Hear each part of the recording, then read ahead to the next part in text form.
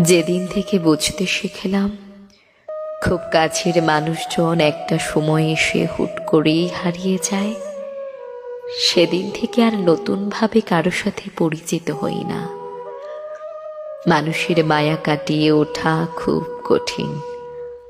আমি মায়া কাটিয়ে উঠতে পারি না, বড্ড বেশি কষ্ট হয়।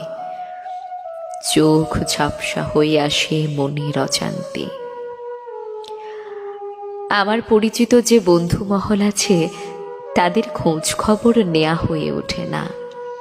আমি আহামরি ব্যস্ত মানুষ নই, তবু কোথায় যেন একটা অভিমানের দেয়াল তৈরি হয়ে গেছে। আমি সেই দেয়াল ভাঙতে পারিনি, চেষ্টাও করিনি কখনো। যোগাযোগ কমে গেলে টান কমে যায়, আর একটা সময় কিছুই থাকে না।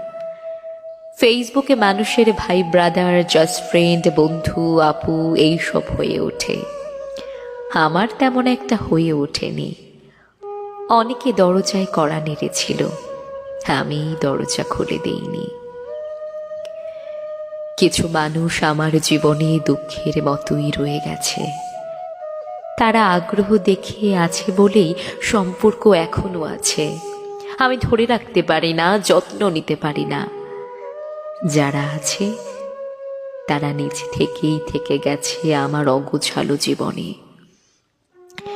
নতুনভাবে মানুষের সাথে পরিচিত হই না।